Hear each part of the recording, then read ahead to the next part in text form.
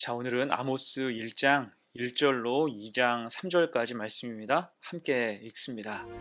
유다 왕 우시아의 시대, 곧 이스라엘 왕 요아스의 아들 여로보암의 시대 지진전 2년에 드구와 목자 중 아모스가 이스라엘에 대하여 이상으로 받은 말씀이라.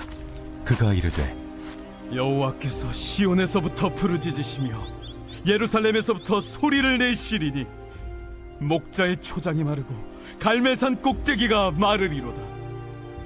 여호와께서 이와 같이 말씀하시되, 다메섹의 서너 가지 죄로 말미암아 내가 그 벌을 돌이키지 아니하리니 이는 그들이 철타작기로 타작하듯 길르앗을 압박하였음이라. 내가 하사엘의 집에 불을 보내리니 베나닷의 궁궐들을 사르리라. 내가 다메섹의 빗장을 꺾으며 아웬 골짜기에서 그 주민들을 끊으며 베데덴에서 규잡은 자를 끊으리니 아람 백성이 사로잡혀 기르에 이르리라. 여호와께서 이와 같이 말씀하시되, 가사의 서너 가지 죄로 말미암아 내가 그 벌을 돌이키지 아니하리니 이는 그들이 모든 사로잡은 자를 끌어 에돔에 넘겼음이라. 내가 가사성에 불을 보내리니 그 궁궐들을 사르리라.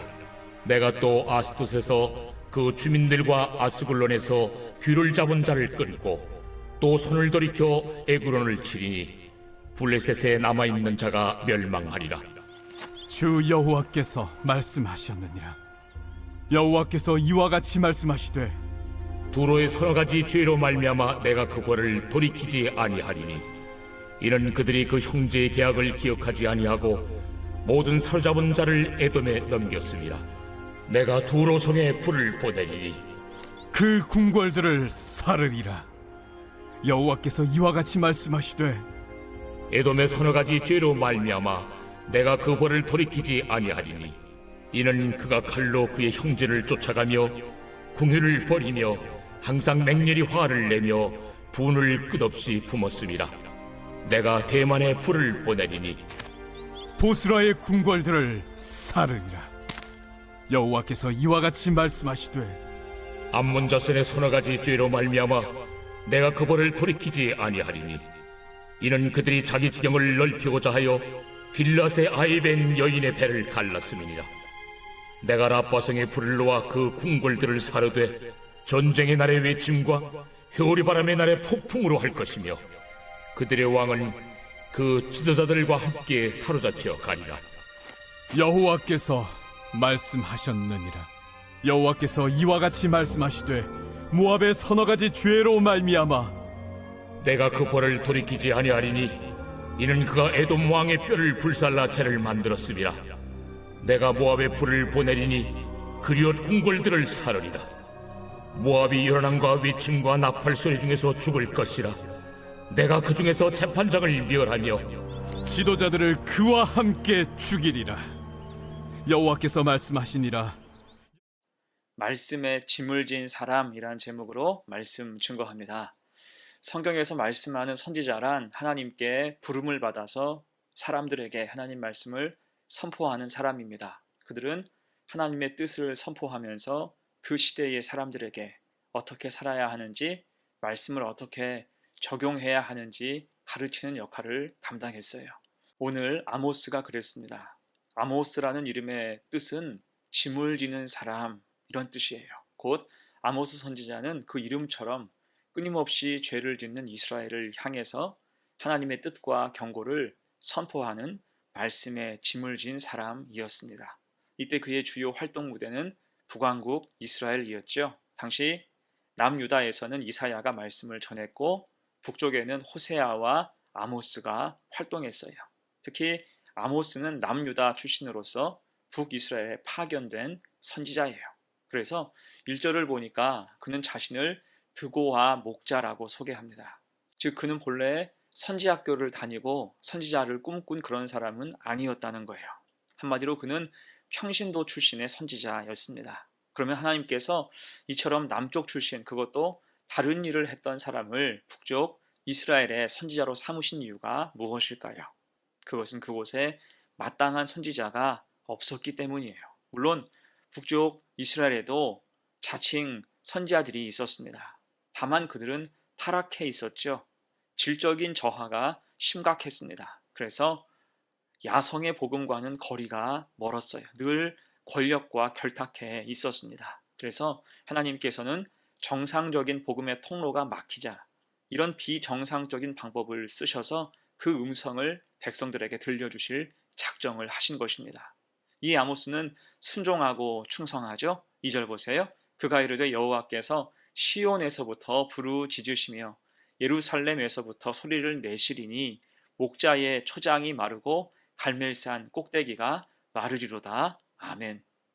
그래서 그는 동포를 사랑하는 마음으로 고향을 떠나서 끈도 없고 줄도 없는 북쪽에 가서 가감하지 아니하고 단호하게 말씀을 선포했습니다. 그리고 그 내용도 우리가 직전에 보았던 호세아서는 하나님의 변함없으신 사랑에 대한 말씀을 주로 했다면 아모스는 하나님의 정의에 대해서 확신을 가지고 말씀을 선포했습니다. 자, 그러면서 오늘 아모스서의 첫 말씀으로는 이스라엘 민족을 핍박했던 주변 여러 나라들의 죄부터 지적하고 있습니다. 이것은 비단 그들만 죄가 있거나 그들의 죄가 더 중해서가 아니라 일종의 이스라엘을 향한 심판의 예고편 성격이었습니다.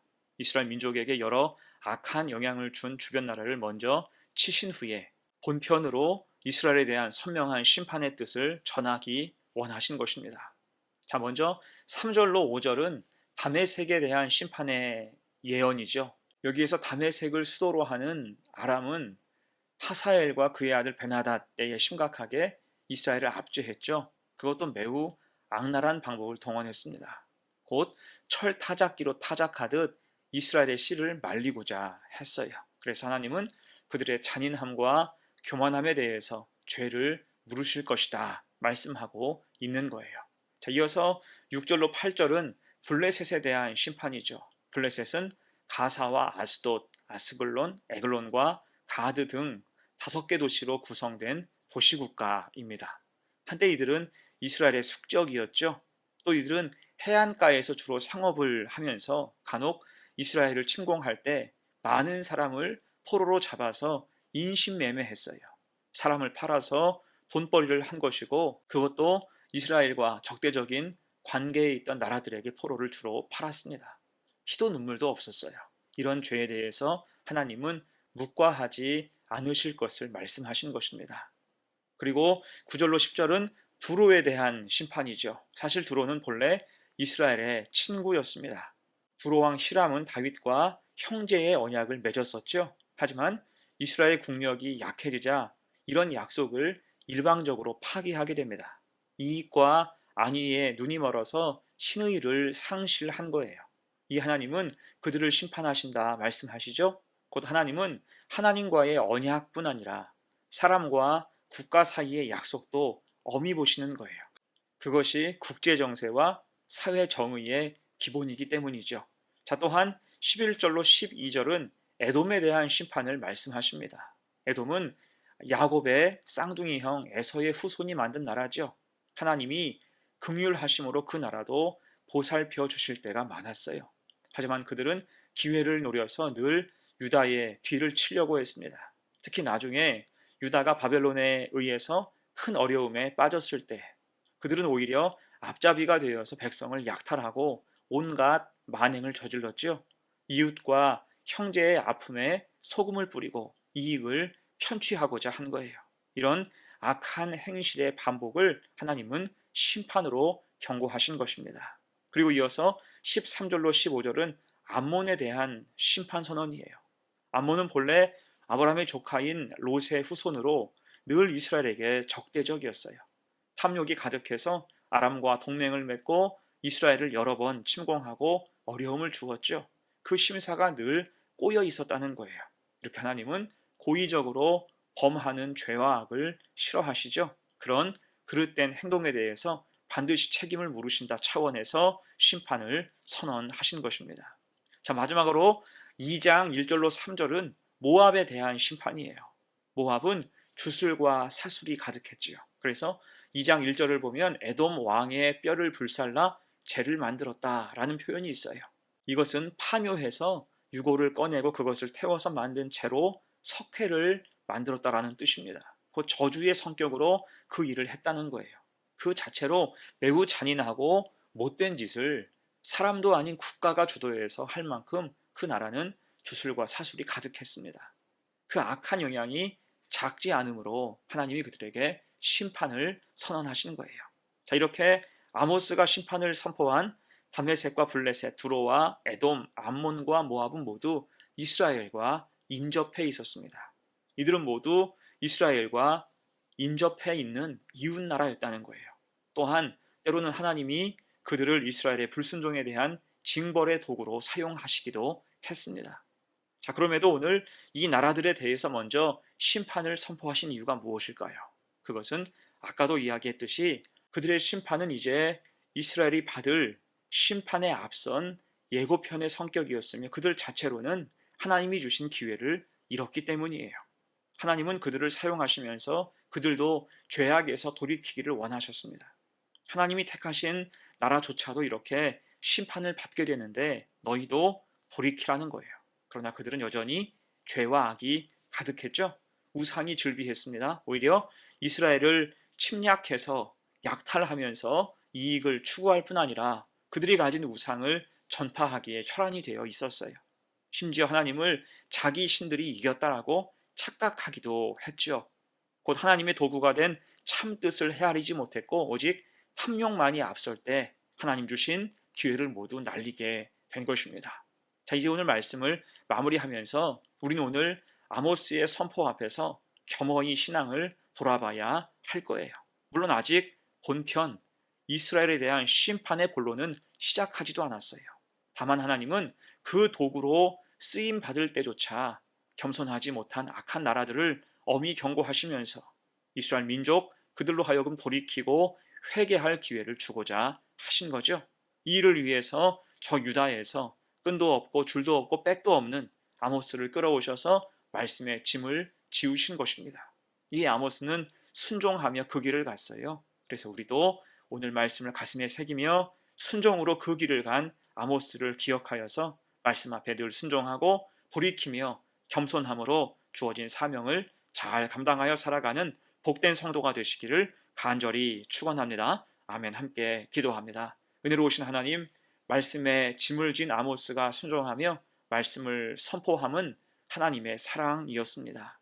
이스라엘을 향한 회개의 촉구와 그 주변을 향하신 안타까움을 기억하며 끈도 없고 줄도 없이 하나님께서 부르신 곳에서 충성한 아모스의 믿음을 우리도 닮아가게 하옵소서. 또한 경고의 말씀을 주실 때 돌이키게 하시고 늘 신실하고 진실한 믿음으로 살아가게 하옵소서. 감사드리며 예수님의 이름으로 기도하옵나이다. 아멘.